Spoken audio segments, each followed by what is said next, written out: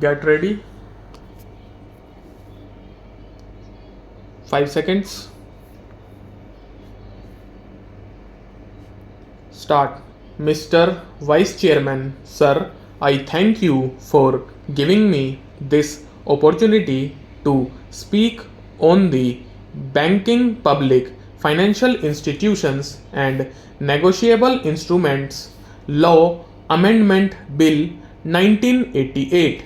Sir, if we go back to the history when the announcement was made by Shrimati Indira Gandhi, our former Prime Minister, we had seen that there was opposition even from the congressmen against the progressive thinking, and they said that the banks should not be nationalized. But Indiraji was committed to it. She made it a point to see that the banks are nationalized so that the gates are opened for the purpose of helping the poor and the downtrodden. Sir, we have to accept the fact that the banks have become public institutions nowadays, and even the poor people can go there and get loans. I would like to submit that in some banks, the system of lending money and providing financial assistance to the small businessmen, agriculturists, and the persons who are small vendors has not been taken very seriously. In the last year budget, that is the 1988-89 budget, which was presented by the then finance minister, the thrust was given to agriculture. Rupees 2000 crore were allocated for the rural development programs and rupees 3000 crores were given for the benefit of the agriculturists who are employed in the agricultural work. Sir, still I would like to say that the benefits have not reached them for the simple reason that the banks are looking at the agriculturists and also small businessmen and vendors as persons who will not be able to repay the amount.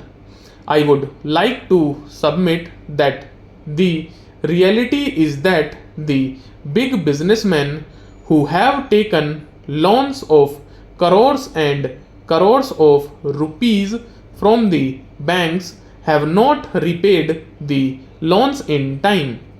There are several methods adopted by the banks to collect the money from the farmers who have taken the money for agricultural purposes. They collect from the sugar mills, they collect from the marketing societies, and from several places the money is collected from them.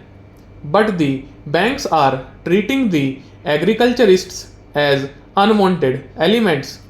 That tendency among the bank officials should go. Now, sir, they have started a system of bank finances to the agriculturists within a radius of about 20 kilometers, which will definitely benefit the agriculturists. Sir, the other important aspect is that in spite of the deposits mounting, there is a system of paying commission to the promoters in which a lot of bungling is going on.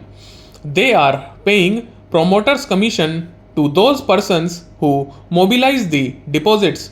When it is a government's institution which is depositing the money, why should they pay promoters commission? To whom are they paying? This particular aspect of promoters commission should be removed because the finances are there to benefit the people. The officers are there in the banks to collect the deposits?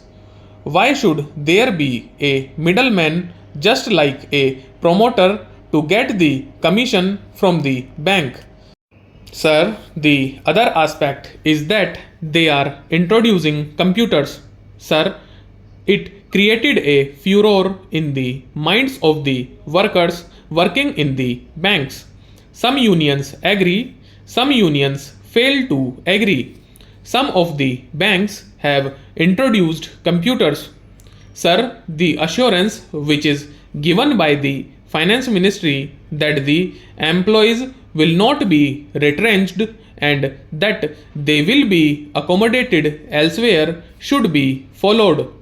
They should also find out the avenues for employing those persons in some allied works.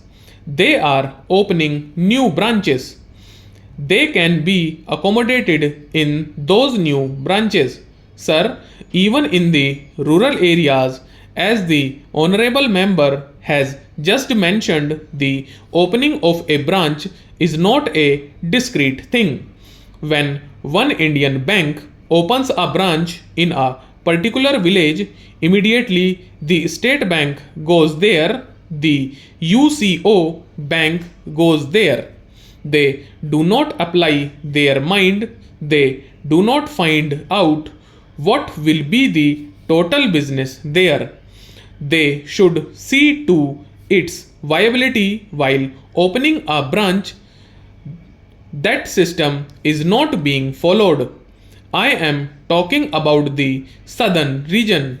The banks want to have a competition there, but the competition should be on the basis of population there and the area in which they are operating. But simply opening a branch without transacting any business will be a burden on the bank itself. Sir, about the appointment of directors, I would like to submit that in most of the banks, the directors have not been appointed for the past 2 or 3 years. It may have been due to various reasons. Representatives of the people should be definitely represented there. But in most of the banks, directors have not been appointed for 2 years or 3 years, and in some banks, their full strength is not there.